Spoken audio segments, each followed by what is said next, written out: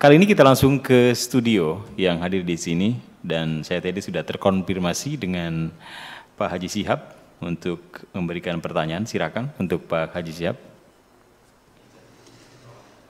Ya.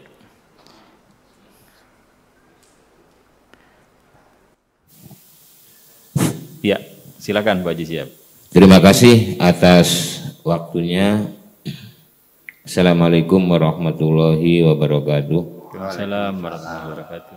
Saya ingin bertanya kepada Buya tentang penafsiran Al-Quran surat An-Nisa ayat 59, baik penafsiran ditinjau dari terminologi maupun linguistiknya. Bunyinya seperti ini, Bismillahirrahmanirrahim. Ya ayyuhalladzina amanu ati'ullaha wa ati'ur rasul wa ulil amri.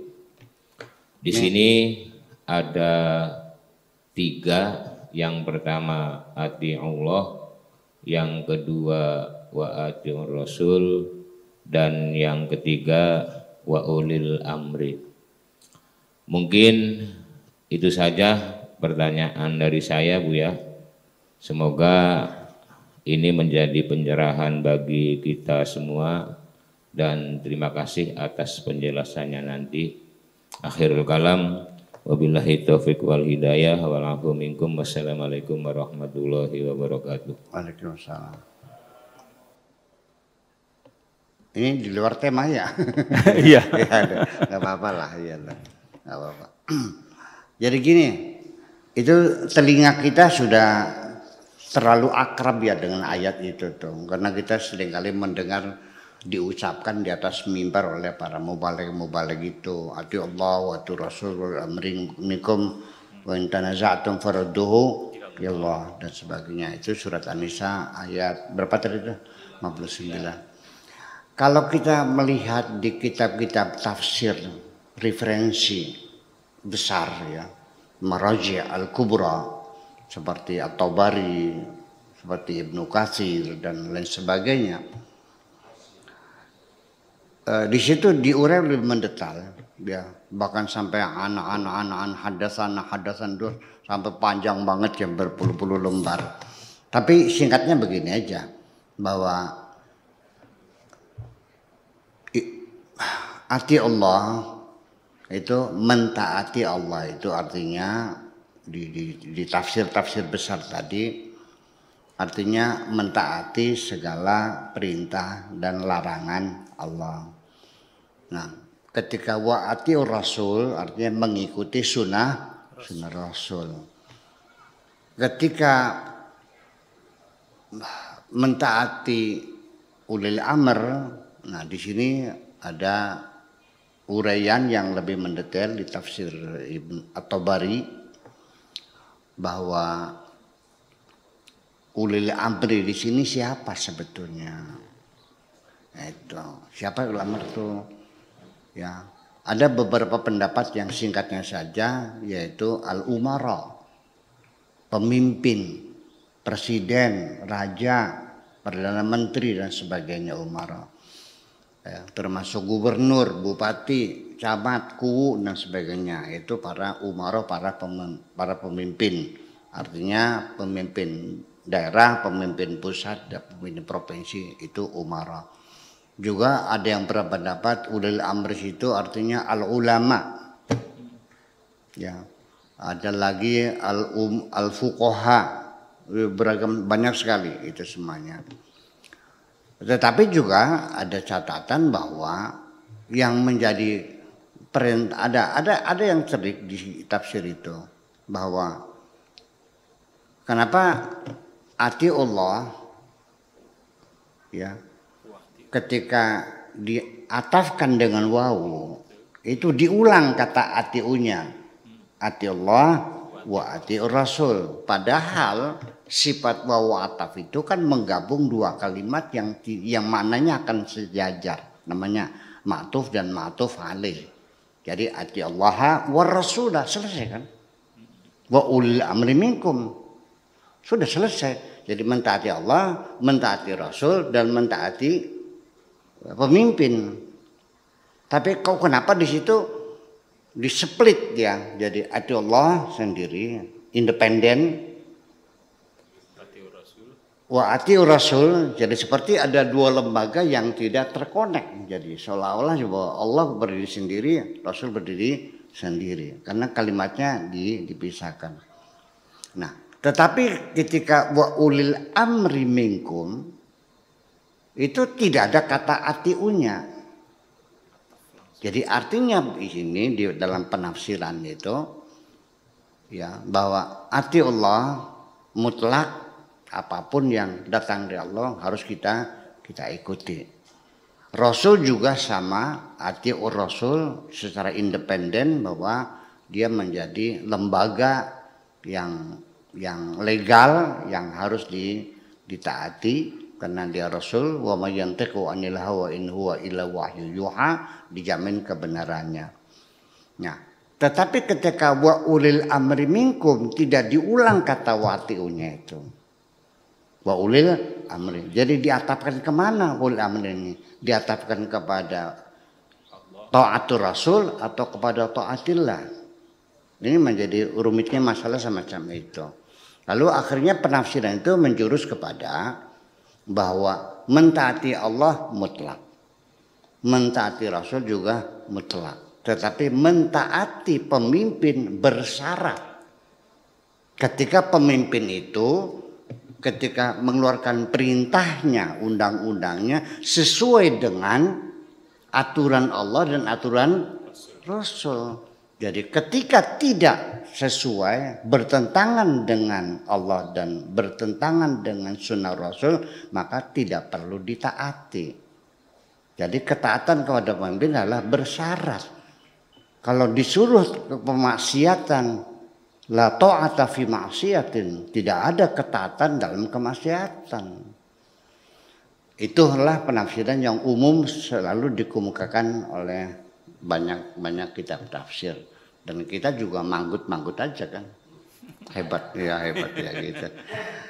Tetapi di sini ada satu muskil, satu problema yang besar sehingga ketika mentaati pemimpin, mentaati pemerintah yang legal itu bersyarat, ini yang menjadi masalah berbahaya sehingga mengendurkan, mementahkan ketaatan masyarakat terhadap pemerintah yang sah.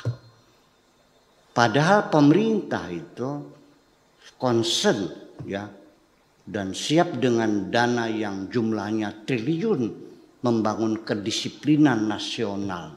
Ya kan? Cinta tanah air, ketaatan masyarakat kepada pemerintahnya, mencintai tanah airnya. Ya kan?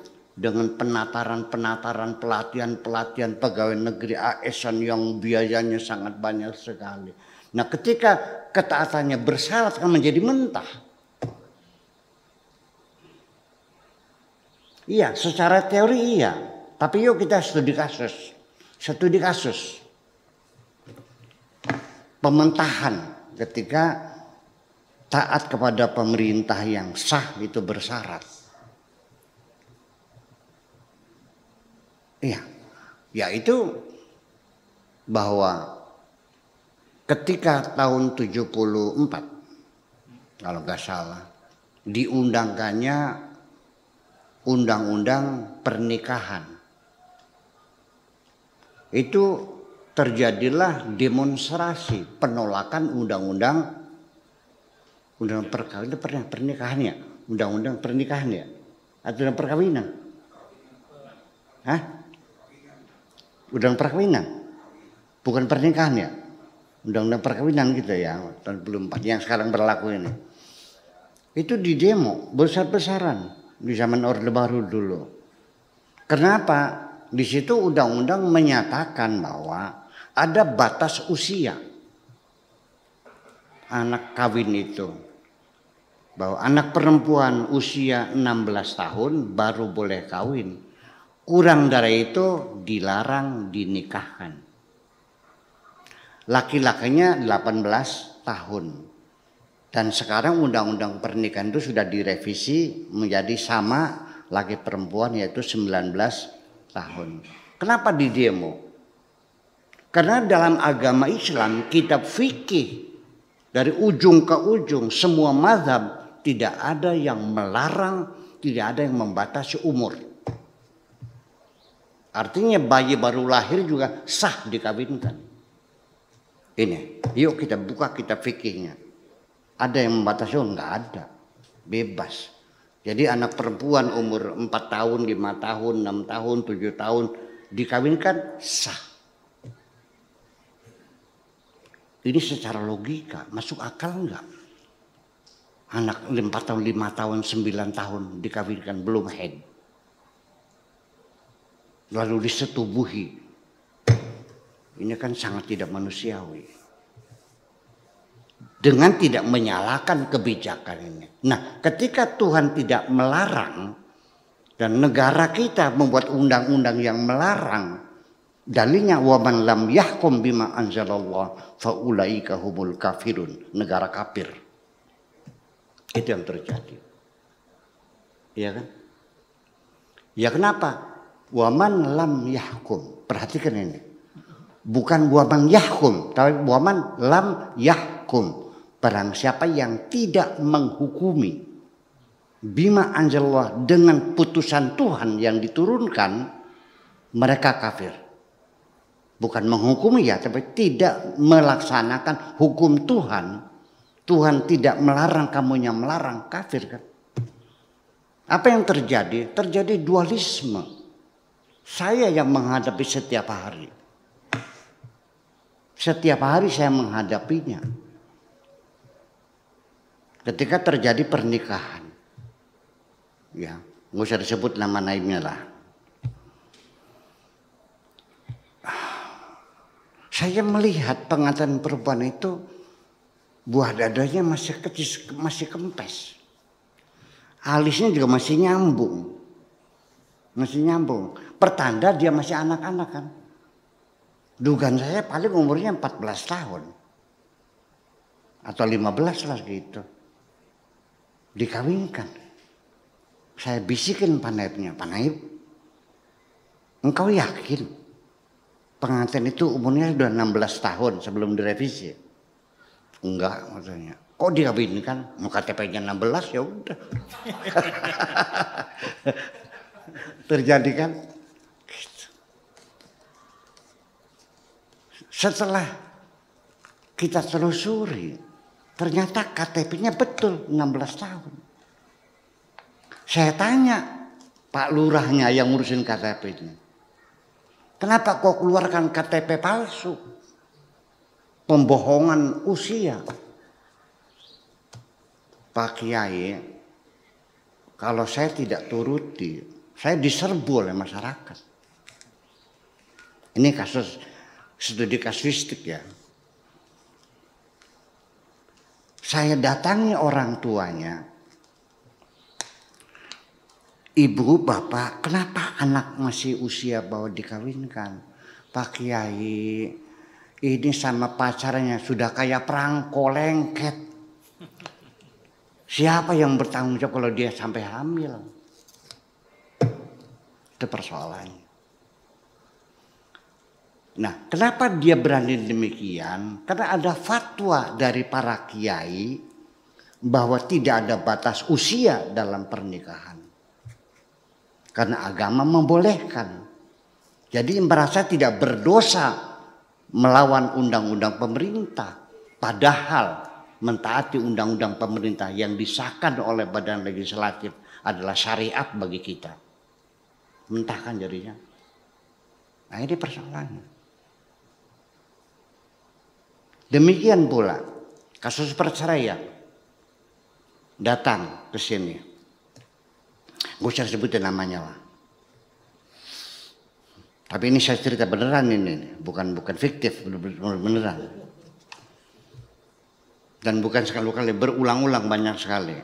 Perempuan datang ke sini, mempertanyakan status dirinya, Pak Kiai, saya sudah pernah dicerai oleh suami saya 2 kali. Oh ya? Dan sekarang dia mengucapkan lagi 3 kali. Berarti saya nggak boleh rujuk. Saya nanya, perceraian yang pertama diproses di pengadilan enggak? Tidak. Hanya dengan ucapan. Yang kedua ada SK-nya, surat keputusan perceraian, dengan ucapan.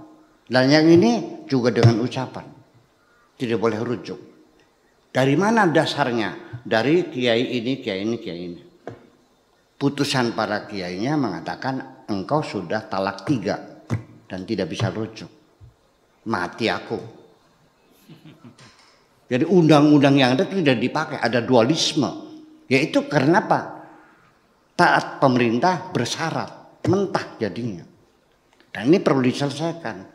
Jadi tafsiran-tafsiran yang semacam itu tuh ya sudah tidak layak. Bukan Al-Quran ya, penafsirannya semacam itu sudah tidak layak lagi untuk dipakai. Karena akan mementahkan ketaatan masyarakat kepada pemerintahnya.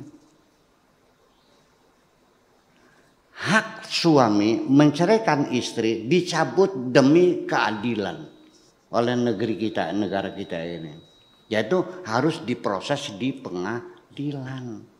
Sampai bertengkar dengan saya, Bu, ucapan cerai itu tidak sah. Sudah dicabut kewenangan mutlak suami menceraikan istri, asal ucap sah dicabut. Sudah harus diproses di pengadilan. Karena semacam itu penistaan terhadap perempuan. Perempuan juga manusia, perlu dilindungi. Enak aja cerai, terus dia keluar dengan anaknya ke rumahnya. Dari mana makan mereka? Siapa yang melindungi mereka? Gimana lagi? Ya ini kita mesti tahu semacam itu. Dan saya tidak menyalahkan para fuqaha pada zaman dulu. Kenapa perceraian tidak diangkat ke pengadilan? Ini urusan privasi seseorang. Karena para ulama zaman dulu melihat perceraian ini urusan pribadi, jangan diangkat ke pengadilan. Karena perceraian secara filosofisnya bagi mereka adalah bukan penyelesaian, bukan hukuman, tapi adalah pendidikan di mana ada harapan untuk rujuk kembali. Kalau di pengadilan terbuka boroknya, tidak mungkin rujuk persoalannya. Betul nggak?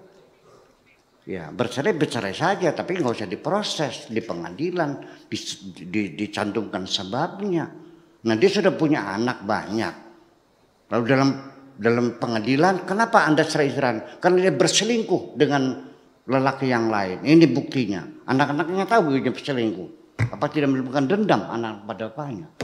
Tolong sembunyikan itu. Itu filsafat dulu. Nggak salah kan? Iya, tapi sekarang kan sisi lain negara buat undang-undang untuk melindungi nasib perempuan. Akhirnya apa? Tetap kekeh. Ya sudah, kalau nggak percaya silakan datang ke pengadilan agama di Cirebon. Tolong tanyakan kepada mereka, cerai dengan ucapan sah nggak? Ya sudah tidak sah. Tapi di kitabnya nggak ada urusan dengan kitab ini, undang-undang kok. Nah, kalau begitu gimana? Dualisme. Jadi akhirnya tetap saja mengawinkan anak di bawah umur secara diam karena dianggapnya tidak berdosa. Betul enggak? Betul enggak? Karena bersyarat sih, karena tidak sesuai dengan hukum fikihnya, hukum ini persoalannya dan lain sebagainya. Nah, akhirnya terjadilah ketidaktaatan rakyat kepada pemerintahnya terhadap undang-undang yang sudah disahkan. Tetap saja, ya karena apa? Ya karena tidak ada larangan dalam fikihnya. Di dalam kitab fikih ada nggak larangan mengekspor burung cendrawasih? Ya udah, berarti tidak dosa. Yang penting jangan ketangguhan negara. Sih, masa begitu bernegara tuh? Itu persoalannya. Jadi ya persoalannya kan ketika pemerintah tidak berintah terhadap kemaksiatan. Saya kira nggak mungkin negara menyuruh kita mencuri kok. Tidak mungkin negara memaksa kita berzina.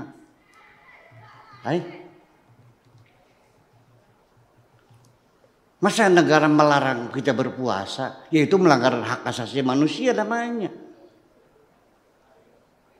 Iya dong. Ini kan civil society, kita negara modern. Tidak mungkin presiden kita Bapak Jokowi menyuruh rakyatnya tanpa payung hukum dan undang-undang yang sah. Undang-undang itu dibuat oleh badan legislatif, oleh DPR, disahkan, ditandatangani presiden, diundangkan. Nah, kalau persoalan dia memerintah orang suruh tidak apa, urusan pribadi itu mah. Jadi ulil amri itu bukan pribadi orangnya, tapi lembaga penguasa. Nah ini, jadi perlu kita tinjau kembali penafsiran di kitab At-Tabari, kitab Ibnu Katsir dan sebagainya itu. Apakah mungkin penafsiran semacam itu kita terapkan di negeri? Ya nggak bisa dong. Apa gula tepekin mah? Iya, yang ini mentah persoalannya, repot negaranya kita begitu. Iya, jadi yang penting gini, ketika negara itu tidak mengharamkan nggak ada masalah. Ya, ini negara tidak berhak mengharamkan. Iya, yang berhak hanya melarang, bukan mengharamkan. Apalagi negara, Rasulullah juga tidak berhak untuk mengharamkan kok. Rasul sendiri juga sama, yang boleh hanya menyuruh dan melarang. Sehingga dijelaskan di situ, wa ma'atakumur rasulu fakhuduh wa ma nahakum anhu fantahu. Apa yang dilarang oleh Rasul jauhilah, apa yang diperintahkan ya laksanakanlah. Tetapi ketika Nabi mengharamkan sesuatu, ditegur oleh Allah dong. Atas dasar apa kemudian dia mengharamkan? Karena haram itu hak prerogatif Allah. Allah yang menentukan haram dan halal, bukan manusia. Nabi juga tidak boleh. Sehingga ketika dia mengharamkan sesuatu yang halal, langsung ditegur. Ini teksnya ada. Ya ayyuhan nabiyyu lima tuharrimu ma ahallallahu laka. Wahai Nabi, kenapa kau berani mengharamkan sesuatu yang dihalalkan oleh Tuhanmu? Kau lancang banget sih. Engkau hanya boleh menyuruh dan melarang. Iya, negara tidak mengharamkan menjual burung cendrawasih. Iya, yang boleh melarang demi untuk melindungi satwa yang semakin langka. Itu saja persoalannya. Ya, jadi gimana? Ya ketahuan jadi tangkap. Konsekuensinya ya masuk penjara. Kalau di negara juga masuk penjara, masuk neraka enggak? Ya masuk neraka juga. Gimana juga? Bonggan. Non? Ya, bonggan. Itulah kira-kira. Makasih. Baik. Demikian. Saya kira begitu rinci ya penjelasan tentang ati Allah wa ati Rasul wa ulil amri minkum. Dan ada forum khusus saya kira untuk bisa memperjelas itu Bu ya. Nanti kita ada waktu khusus lah untuk itu.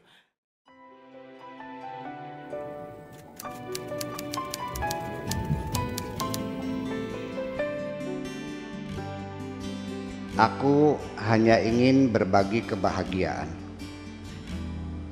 dan tidak menggurui siapapun.